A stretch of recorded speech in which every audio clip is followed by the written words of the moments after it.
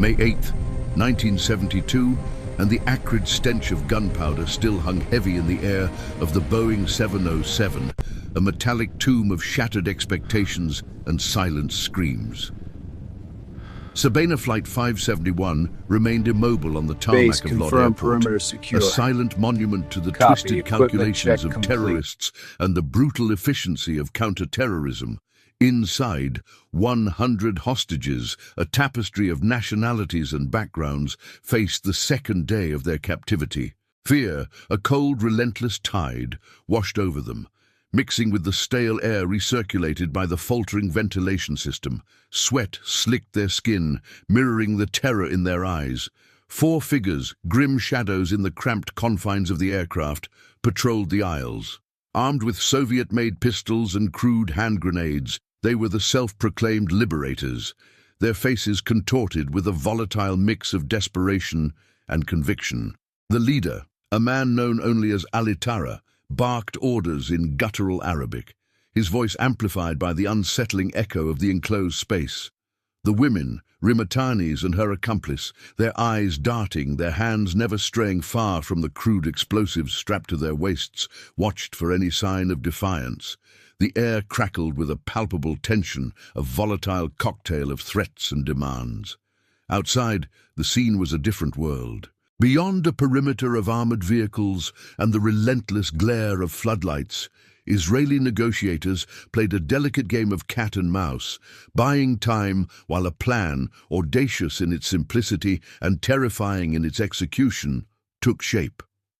A plan that would redefine hostage rescue operations for generations to come. The terrorists, however, remained blissfully ignorant of the storm that was about to break. Inside the cockpit, Captain Reginald Levy, a man forged in the crucible of countless hours in the sky, maintained a stoic facade. He knew the stakes, the agonizing weight of responsibility that pressed upon his shoulders. He felt the cold muzzle of Alitara's pistol pressed against his temple, the sharp metallic kiss of imminent death. The constant pressure of the situation made him feel claustrophobic, but he knew that his compliance was crucial to keeping everyone alive, at least for a little while longer. The harsh, fluorescent lights of the cabin reflected in the droplets of sweat that cascaded down his face, the only sign of the torment he was enduring. He felt the tremors of an operation underway outside, a subtle shift in the vibration of the aircraft, a change in the ambient noise, hinting at a quiet revolution that was coming. What the terrorists didn't know was that 16 of Israel's most elite commandos were preparing to approach the aircraft. Dressed in nondescript white coveralls, carrying not weapons of war but deceptively innocent-looking toolboxes, they were about to embark on a mission where the difference between life and death would be measured in fractions of a second. They would masquerade as aircraft maintenance personnel, responding to a fabricated technical problem, a carefully constructed ruse designed to lull the terrorists into a false sense of security. Within minutes of boarding, they would unleash a rescue operation so precise, so ruthlessly efficient, that almost every hostage would survive, while the 4 terrorists would be neutralized before they could detonate their explosives and take any other lives. The lead marksman, his heart a metronome against the deafening silence, knew that the success of the mission hinged on one impossible task: neutralizing the terrorists without endangering the innocent lives trapped alongside them. The interior of the Boeing 707 was a pressure cooker, a metal tube where every breath was a prayer and every shadow a potential threat. Space was a luxury, a premium commodity in this airborne prison. The terrorists, their faces etched with a grim determination, patrolled the narrow aisles, their weapons crude yet undeniably lethal, a constant reminder of the stakes. The close quarters amplified the tension, the very air thick with anticipation. The problem, as the marksmen saw it, wasn't just the terrorists themselves, but the environment they had chosen as their battleground. The fuselage of the aircraft, a sealed aluminum cocoon, amplified every sound. Any breach in its delicate structure could lead to a catastrophic decompression, a death sentence for everyone on board. The .22 caliber pistol, his weapon of choice, was more than just a firearm. It was a surgical tool, its purpose to deliver swift, silent justice in a space where a misstep meant death for everyone involved. He ran the scenario in his mind, the angles, the distances, the potential for ricochet. A single misplaced shot, a stray bullet finding a fuel line, and the entire operation, the lives of the hostages, would turn into ash. He focused on the faces around him, the terror and the desperate hope mirrored in their eyes. He understood their fears, their helplessness. He was one of them, but burdened with a secret, a deadly task that he had to see through. He felt a surge of adrenaline, a cold wave that washed through him. He knew his heartbeat would rise with the tension, but he couldn't let it alter his aim. He was a professional, a shadow warrior, trained to thrive in the heart of chaos. Now the chaos had come to him. The marksman's gaze swept across the cabin, taking in every detail, the thin, blue-tinged air, the scent of stale coffee and fear, the muffled sounds of whispered prayers. He saw the sweat beading on the foreheads of the hostages, the strained smiles, the desperate attempts to appear calm. He tasted the metallic tang of fear in his own mouth. He focused on the mechanics of his task, how each movement needed to be precise, each breath controlled. He felt a brief twinge of remorse. He was about to kill, but in this claustrophobic hell, it was the only way to save. He closed his eyes for a moment, picturing the layout of the plane, the location of the terrorists, the precise positions of the hostages. When he opened them again, his vision sharpened.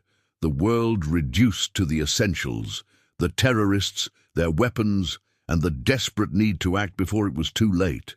He knew the risks, he knew the consequences of failure, but in that metal coffin suspended high above the earth, he was ready. He was trained, and he was ready to do what needed to be done. The instant the .22 round found its mark, the terrorist's head snapped back, a crimson blossom blooming on his temple, and the world aboard Sabina Flight 571 lurched into a different kind of silence. It was a silence born not of peace, but of the sudden, brutal absence of threat. A silence that hung thick in the stale, recirculated air, heavy with the metallic tang of blood and the acrid smell of burnt gunpowder. The silence pressed in on the ears, muffling the terrified gasps of the hostages, the frantic whispers of the commandos, the dull thud of the terrorists' bodies hitting the floor. It was a silence that the young designated marksman, a man barely out of his 20s, now had to break. His pulse, which had been a frantic drumbeat against his ribs, began to slow. He tasted the coppery tang of fear, a familiar flavor on his tongue.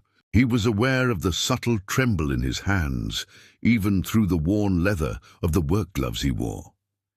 He focused on the mechanics, the careful, deliberate movements he had rehearsed countless times in the mock-up fuselage, the slow, steady draw of the small pistol from his toolbox, the way the weight of the weapon settled perfectly in his palm, the precise alignment of the sights with the terrorist's temple, the controlled squeeze of the trigger.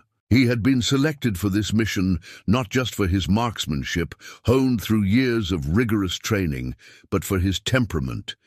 He was a man of quiet composure, of an unwavering focus that could cut through the chaos of a battlefield like a laser. He was the calm in the eye of the storm. He felt the eyes of the other commandos on him, a silent, expectant pressure. He knew his shot was the signal, the starting gun for a coordinated attack. But he also knew the consequences of failure. A single misstep, a moment of hesitation, could cost dozens of lives. He forced himself to breathe slowly, to regulate the flow of oxygen to his brain. He focused, not on the fear, but on the task at hand. The terrorist, a hulking man with a thick beard and eyes that had held a glint of insane determination just moments before, now lay sprawled at the feet of a woman, a female hijacker. A small hole, barely visible in the shadow of his hair, was the only evidence of the force that had just ripped through his brain. The marksman's gaze flickered to the other terrorist in the passage. They stared at each other, one a butcher, one a mechanic. The other terrorist reached for the grenade at his waist as the marksman felt the pressure on his hand begin to rise. He turned to the other terrorist as the rest of the commandos moved into their positions. He needed to shoot. The world seemed to shrink, to narrow down to the space between the sights and the terrorist's temple. The marksman inhaled again, a silent prayer to himself, a plea for the hostages, and then he pulled the trigger. The .22 pistol coughed again, the bullet ripping through the air and found its mark. The other terrorist was hit. He dropped. The second shot ended the threat. The silence of the cabin shifted, the tension finally broken. He lowered the pistol back into the toolbox, the familiar click of the lid echoing in the sudden quiet. His job was done. Before the lead terrorist could even react, before his hand could tighten on the grenade, before a single shot echoed through the cabin, the .22 pistol nestled in the toolbox was already spitting death. The world, for the designated marksman, narrowed to a single point, the terrorist's temple. The mechanic's disguise was everything. Weeks of meticulous planning had hinged on this deception, on the ability to transform elite commandos into unassuming maintenance crew. The very air around them crackled with tension, a silent storm brewing beneath the veneer of casual professionalism. The designated marksman, his heart a relentless drum against his ribs, focused on his breathing, each inhale and exhale a measured rhythm against the rising tide of adrenaline. He was no stranger to danger, but this was different. Here, in the suffocating confines of the Boeing 707, lives hung in the balance with every passing second. The toolbox itself was a work of deceptive art. Inside, nestled amongst the familiar tools, wrenches, screwdrivers, a multimeter, lay the weapon, a compact .22 pistol. The small caliber was a calculated risk. It lacked the stopping power of larger firearms, but it was also less likely to penetrate the aircraft's fuselage, a critical consideration in a pressurized cabin. Each tool had its place, meticulously arranged to facilitate the lightning-fast draw, the seamless transition from mechanic to assassin. The mechanic's uniform was a second skin, a borrowed coat of the aircraft's maintenance crew. It was a detail so banal, so easily overlooked, yet it was the key to this entire operation.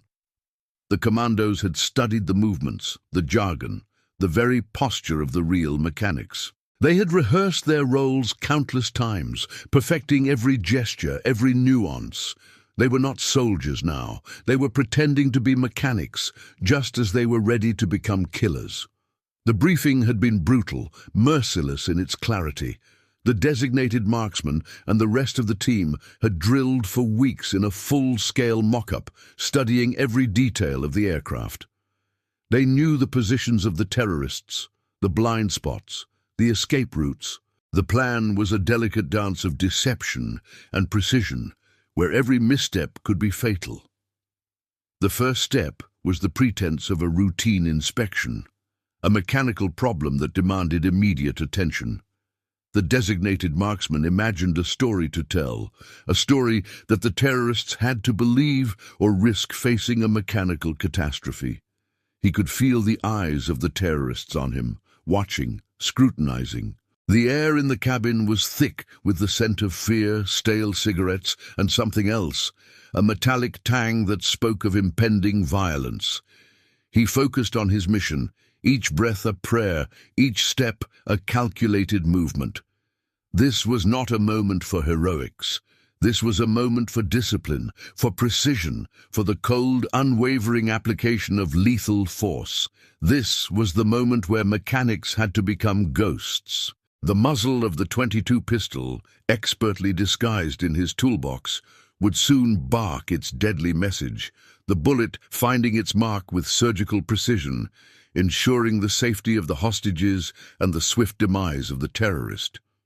But for now, Captain Reginald Levy was the linchpin, the embodiment of calm amidst a maelstrom of fear. His weathered face, etched with the lines of countless flights and the quiet determination of a man accustomed to command, betrayed nothing of the life-or-death drama unfolding around him.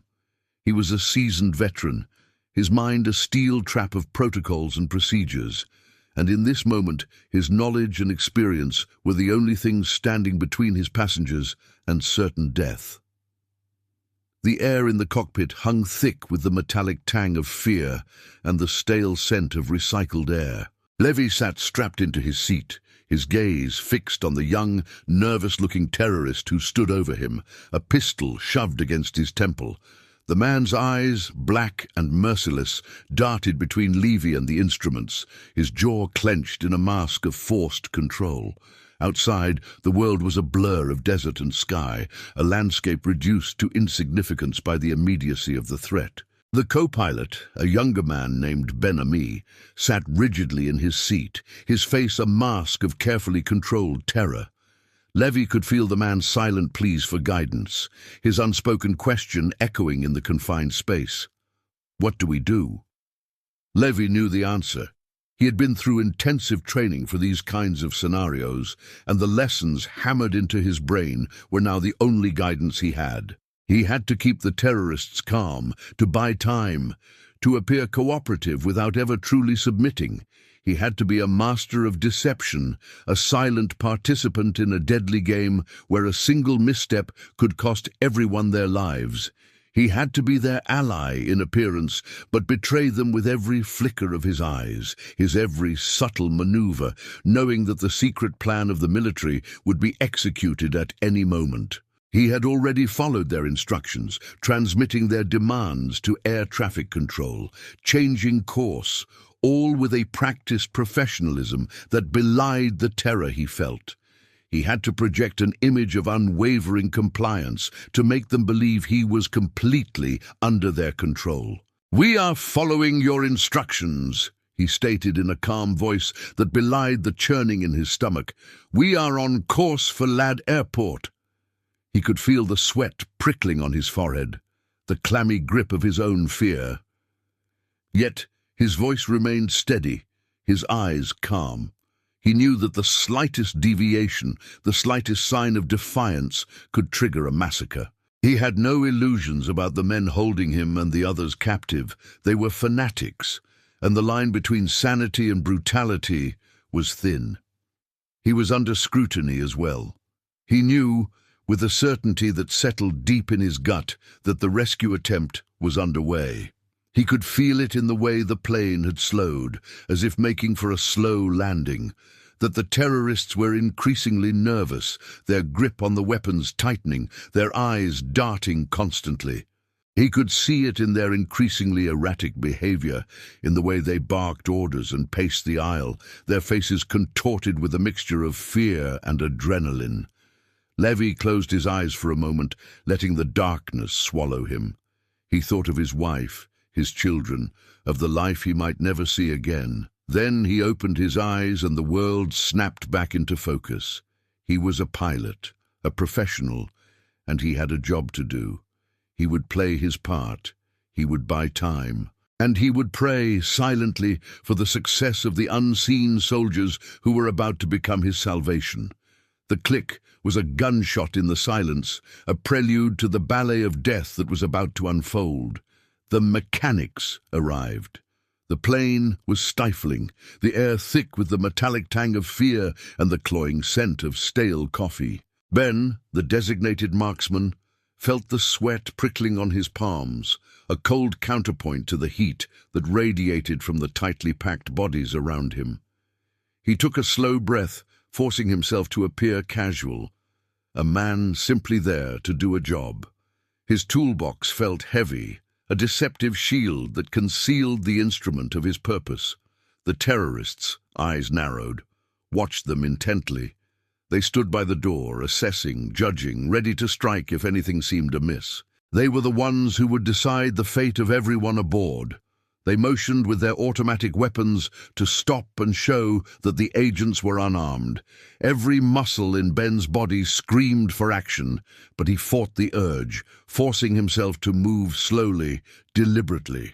The key was to appear unremarkable, a cog in the machine of maintenance, not a predator about to unleash hell. He walked past the hostages, their faces a mix of terror and a flicker of something else, a desperate hope, perhaps, that these men in white coats were not what they seemed.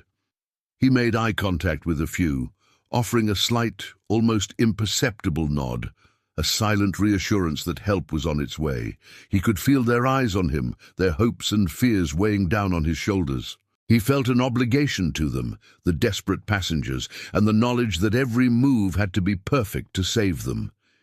He reached his designated position, a spot near the back, by the terrorist with the most visible temper. He carefully placed his toolbox on the floor, the metal scraping against the worn carpet. With deliberate slowness, he reached for a wrench, his fingers brushing against the cool, smooth metal of the .22 pistol concealed within. His heart hammered against his ribs, a frantic drumbeat against the hum of the aircraft. He saw the signal, a subtle nod from Barack at the front of the plane. His breath hitched, every sense heightened to a razor's edge. He knew that the next few seconds would decide everything. He locked eyes with his target, a young woman, her face a mask of hardened determination. He pushed the wrench aside. It clattered gently against the toolbox. As his hand closed around the small, cold pistol, the world narrowed to the space between them. The terrorist's eyes widened with a sudden realization, a flicker of panic. It was too late. He raised the gun, and his finger pulled the trigger. The shot was almost inaudible, a whisper swallowed by the roar of the engines, but the effect was immediate. The crack was barely a whisper, swallowed by the roar of the engines and the collective held breath of the hostages, yet it was the death knell of a terrorist. The world shrunk to the confines of the .22 pistol, a sleek extension of the marksman's unwavering will. His target, the male terrorist guarding the forward cabin, had no inkling of the danger that had quietly entered the aircraft, cloaked in a white jumpsuit and the guise of a maintenance worker. The moment stretched, a taut wire humming with anticipation. The marksman's pulse, a steady rhythm against the frantic thrum of the aircraft, was the only indication of the storm brewing within. He had been studying the terrorist for what felt like an eternity, the man's face a mask of suspicion, his eyes darting, assessing. The marksman focused on the terrorist's temples, the point of entry, the precise location that would neutralize him instantly. The toolbox felt heavy in his hands, a prop in the charade, yet now the container of his instrument. The tension was a physical pressure, a weight on his chest, constricting his lungs.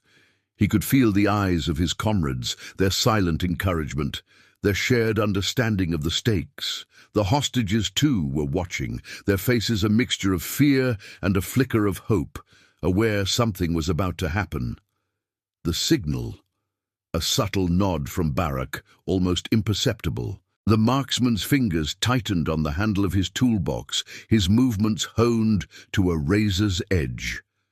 This was the moment of truth, the culmination of weeks of planning, of training, of sacrifice.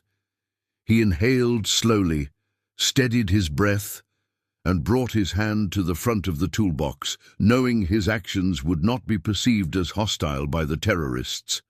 With lightning speed, almost as an extension of thought, he flipped open the toolbox, his hand moving like a striking snake. His pistol, the weapon of choice, a .22 caliber, was now in his hand, a cold metal extension of his will.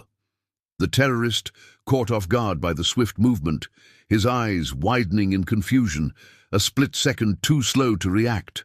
The shot, a fraction of a second, the .22 silenced pistol, a gentle kiss of death. The bullet found its mark, entering the terrorist's temple with clinical precision. There was no explosion of blood, no dramatic display of violence, just a small, neat hole, a wisp of smoke, and the abrupt collapse of the terrorist. The man crumpled, his body folding onto itself, his weapon clattering to the floor. The world tilted for a heartbeat, then righted itself as the marksman shifted. He knew that the first shot was a signal, a cue for the rest of his team. Time for the others was of the essence. He quickly and precisely returned the firearm to the interior of the toolbox to be safe. The cabin remained silent, the air thick with the scent of jet fuel and the metallic tang of adrenaline. The marksman stood perfectly still, his heart a frantic drum against his ribs. The world narrowed to the body at his feet, the toolbox in his hand, and the knowledge that everything, the entire mission, rested on the success of the next few seconds. The silence was broken by the sound of other shots, echoing from the cockpit and the rear cabin. The operation had begun. The scream was swallowed by the roar of the engines, a scream that would forever be trapped within the metal skin of the Boeing 707.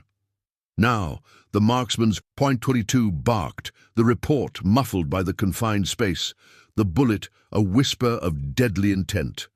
His target, the male terrorist guarding the forward cabin, didn't even have time to register the threat, his face contorting in a mask of surprise and then oblivion as the tiny lethal projectile found its mark. The man's body slumped, the pistol clattering uselessly against the floor, a useless echo in the sudden violent silence.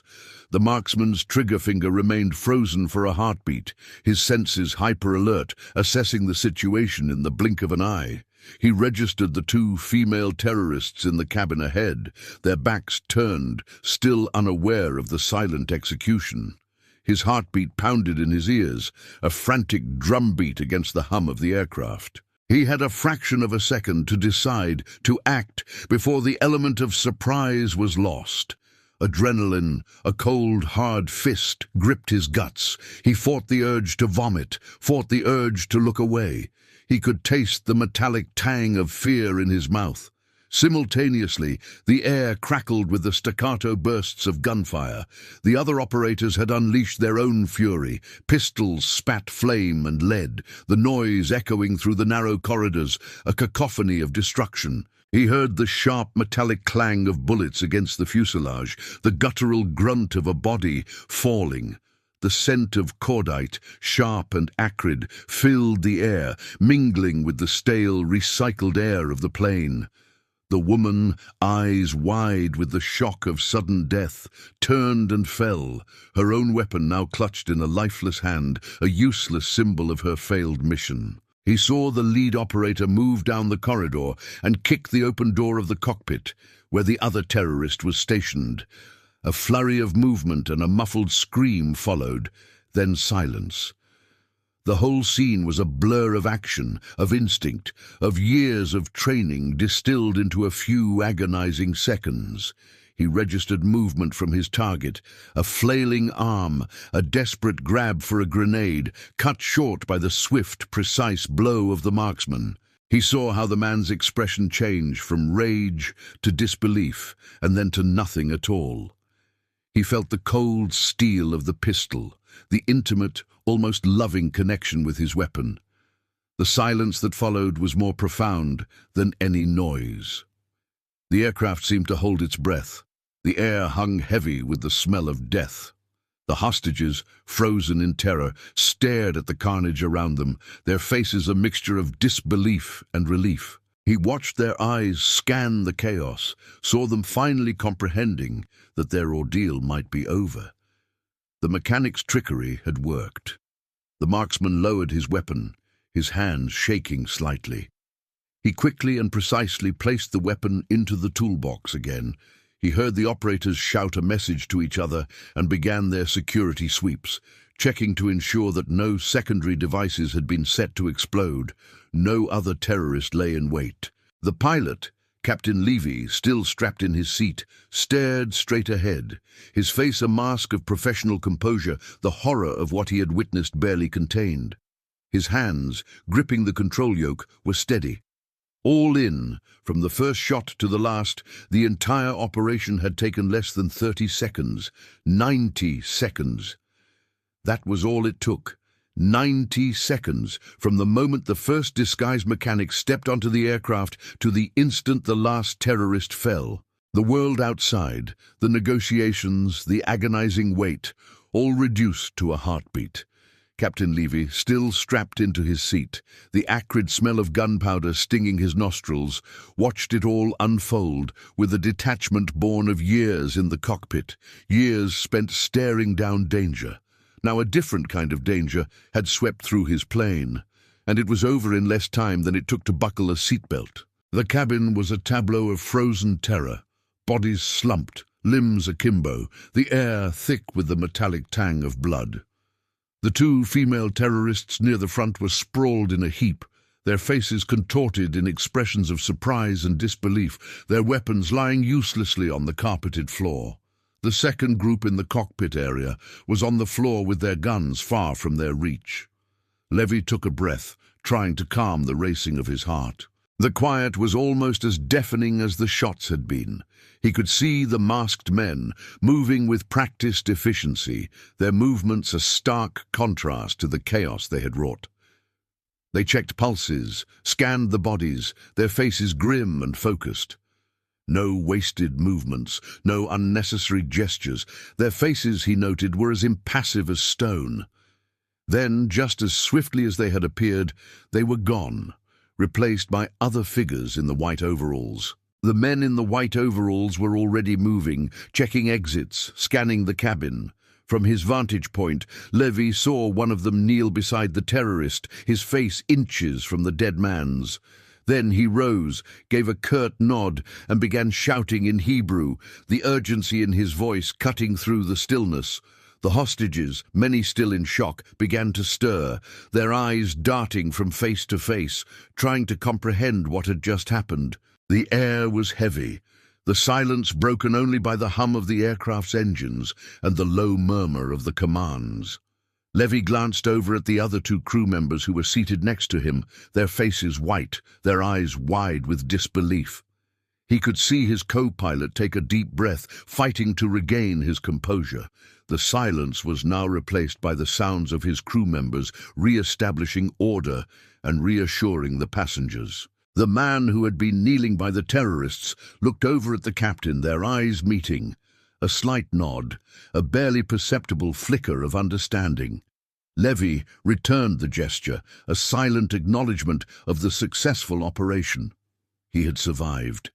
They had survived. The entire operation, the rescue, had taken place within a very short amount of time. He was amazed at the quickness of everything and the success of the rescue. He thought about the whole situation again, then began the post-flight procedures for the plane.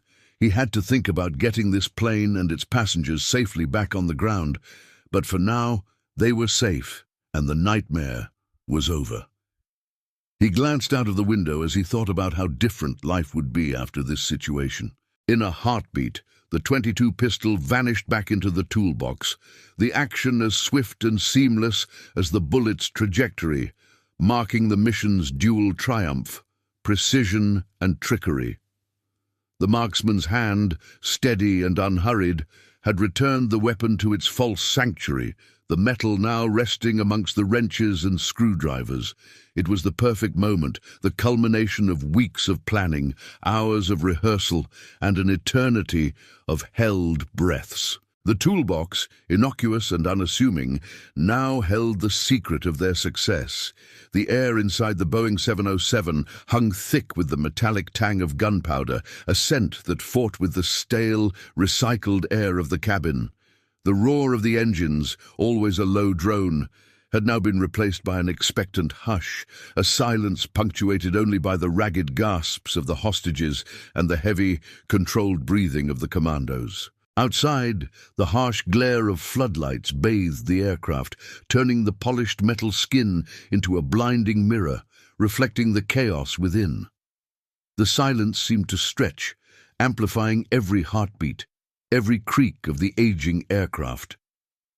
The marksman's gaze swept over the scene, his senses hyper-alert. He registered the expressions of the hostages, a mix of shock, relief, and utter disbelief. He saw the slumped form of the terrorist, the crimson stains spreading across the seat, a stark contrast to the sterile white of the cabin. A knot of adrenaline still tightened his gut, but a wave of calm washed over him. The mission was executed, with every action measured and precise. The risk, the terrifying risk, had paid off. His mind raced, replaying the sequence of events with meticulous detail. The entry, the positioning, the unwavering focus on his target. He could still feel the weight of the pistol in his hand, the recoil, the almost imperceptible movement as the bullet found its mark. The thought of that one shot, so crucial to the operation's success, replayed in his head over and over. Every tiny variable had been considered, every detail rehearsed until it became muscle memory. He had not hesitated, not for a moment. He had done his job. He heard the scrape of metal as the other commandos began the evacuation. The door hissed open, allowing a surge of cool night air to rush into the stifling cabin. He watched, almost detached, as the hostages filed out, their faces pale, their eyes wide. He saw the captain's face, a mixture of relief and grim understanding.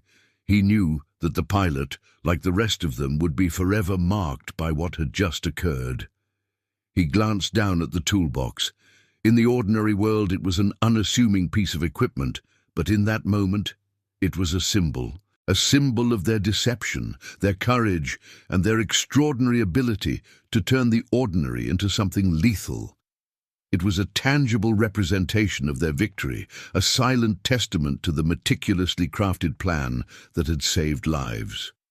The toolbox was a deceptive tool, a clever instrument, and a deadly weapon. The marksman knew the work wasn't over. He would stay, along with his comrades, to search for any residual threats. The operation had been a success, but the weight of the reality would take hold over time. The memory of the event and the impact would remain long after they had packed up their tools and the aircraft had flown away. As he straightened, he thought of what the experience would do to him and his team. This was a day they would never forget. They became warriors and they won. The acrid smell of burnt gunpowder hung thick in the air, a phantom cloud clinging to the remnants of a nightmare. Captain Reginald Levy, his face pale but composed, sat in the pilot's seat, his world irrevocably altered in a matter of seconds. Beside him, Alitara lay sprawled, his life extinguished with clinical precision. The silence, broken only by the hiss of the emergency oxygen masks and the muffled sobs of the passengers, was the most profound sound he'd ever heard. It echoed the absence of the terrorists' shouted threats, a stark contrast to the cacophony of fear that had dominated the past 2 days. His gaze swept over the carnage. He saw the aftermath of the team's precise execution, the bodies of the terrorists slumped in grotesque poses, the lingering scent of death already beginning to permeate the aircraft. The cabin, once a symbol of comfortable transit, now resembled a battlefield, albeit one where the weapons of choice had been concealed and the fighting had been brief. His thoughts careened between the surreal reality of the situation and the pragmatic necessity of his immediate actions.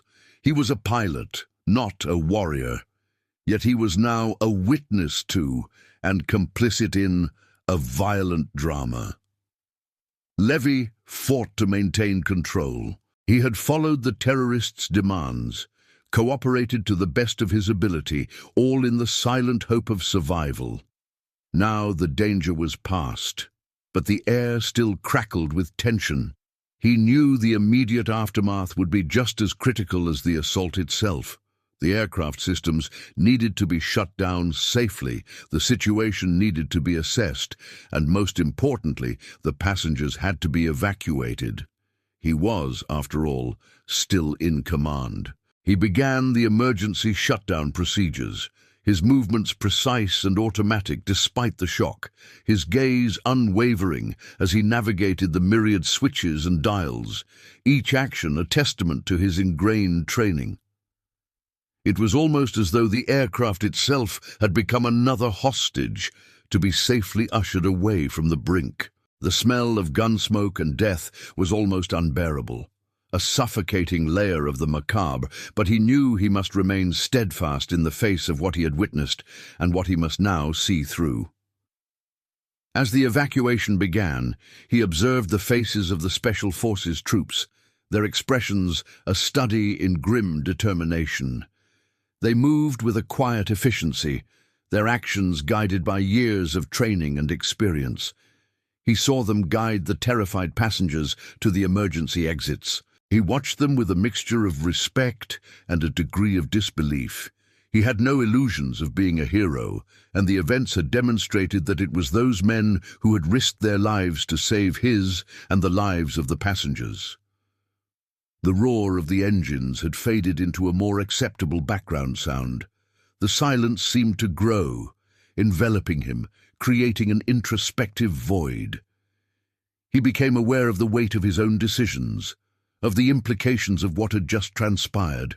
The fact was, he was alive, and the passengers were alive, and that was the priority. As he finally left the cockpit, stepping onto the metal floor, he knew that the events of the past few hours would forever be etched into his memory. He had flown into a nightmare, cooperated in an act of desperation, and lived to witness a surgical triumph. But he also knew the ghosts of this day would live on, haunting the edges of his mind, whispering of the horrors and the miracles of Operation Isotope.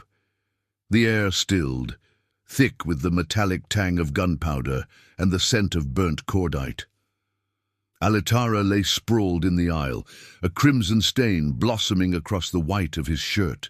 Silence, a heavy, suffocating blanket, descended on the Boeing 707, broken only by the ragged breaths of the hostages and the metallic clicks of the command securing the aircraft. For a heartbeat, the world seemed frozen, suspended in the aftermath of violence. Then a collective understanding dawned, a ripple of disbelief and cautious hope spreading through the cabin. Eyes, wide with terror just moments before, began to dart around, taking in the scene. The fallen terrorists, the pristine uniforms of the mechanics, now stained with the grim evidence of their mission. A small girl, clutched in her mother's arms, began to sob, the sound echoing in the unnatural quiet. Captain Levy, his face pale but his eyes steady, remained at the controls, his hands mechanically going through the shutdown procedure. He felt a profound sense of relief, a release of the tension that had been building for the past 48 hours. He had done his part, played his role. Now the rest was in the hands of these men in their borrowed overalls. He noticed the marksman, the young man whose eyes had been so calm, retracting the gun into his toolbox. The act a silent exclamation mark on the mission's success. The commands, their faces impassive, began the evacuation. The immediate priority was the hostages. "Get up, quietly."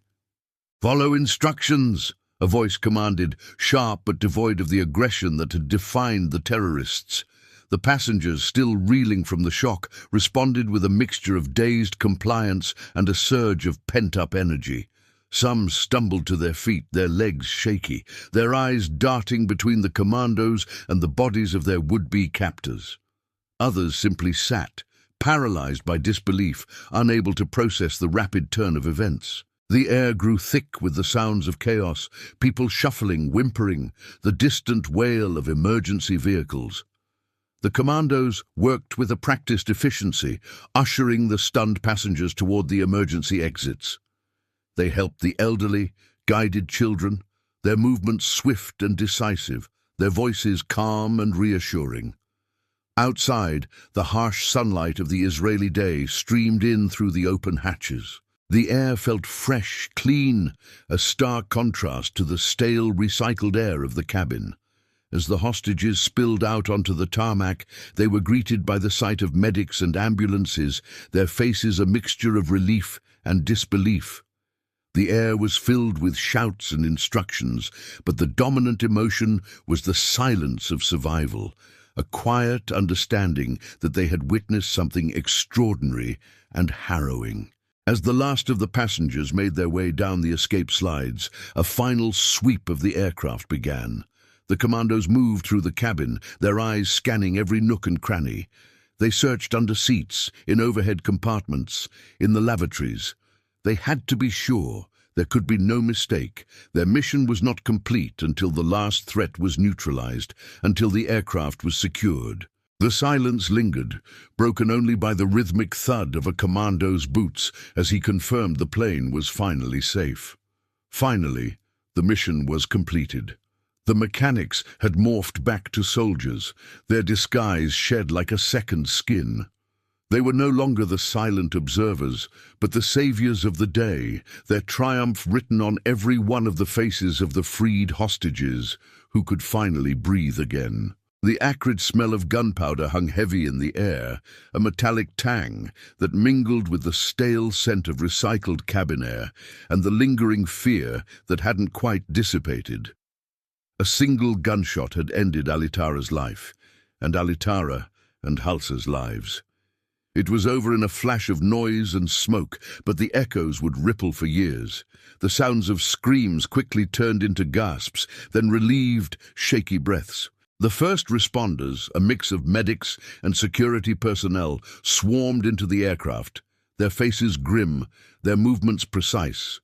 They moved with practiced efficiency, but their eyes reflected the shock of the scene.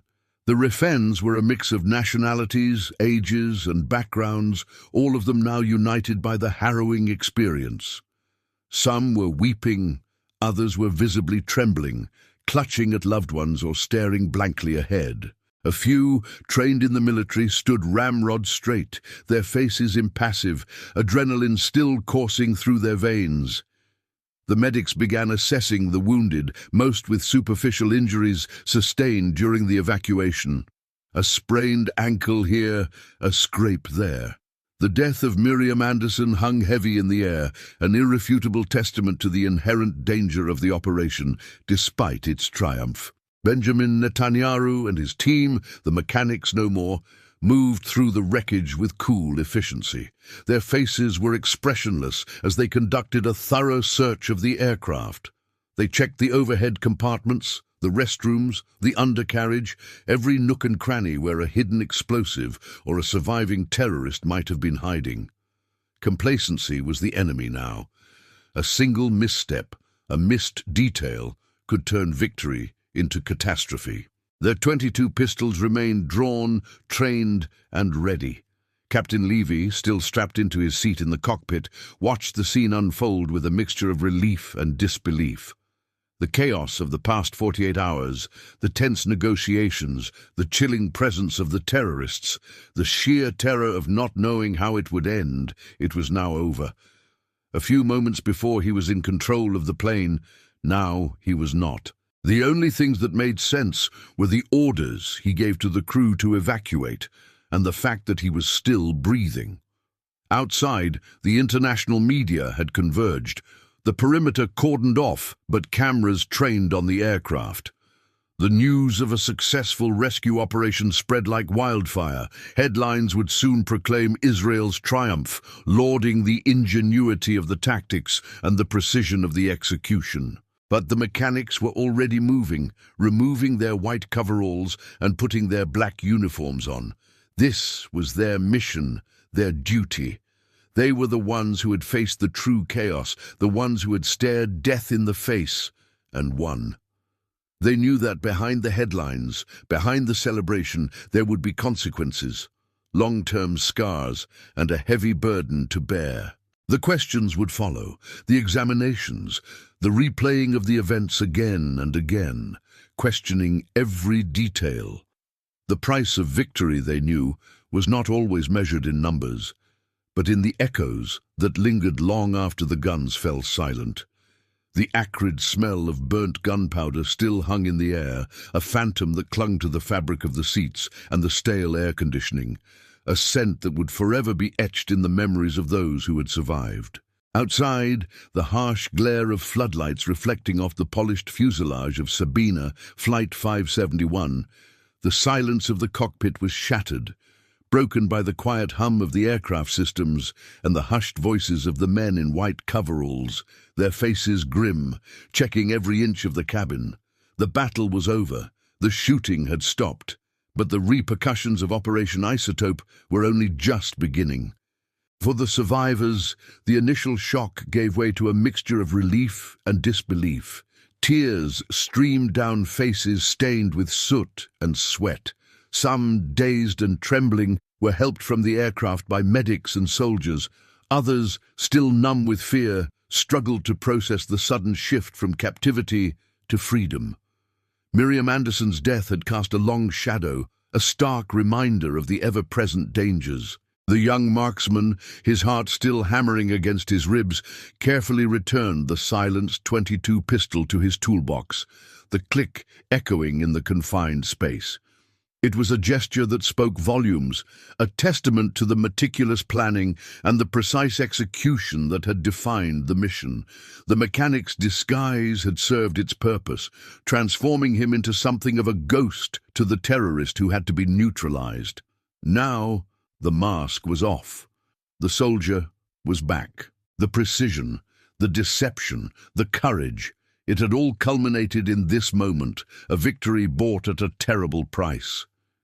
The investigation that followed was swift and thorough. The aircraft, now a crime scene, was combed for evidence. Forensics teams meticulously documented every detail, from the trajectory of bullets to the positioning of the terrorists. The bodies were removed and the wreckage was examined, revealing more about the failed plot. Security protocols were reviewed and lessons were extracted, a brutal autopsy of a crisis that had gripped the world. The long-term impact on the participants was profound. Benjamin Netanyahu, now Captain Netanyahu, would later reference his role in the operation throughout his political career, using it to demonstrate his personal experience with terrorism. The knowledge of having stared death in the face, of making split-second decisions with life-or-death consequences, would shape his leadership style, his approach to national security.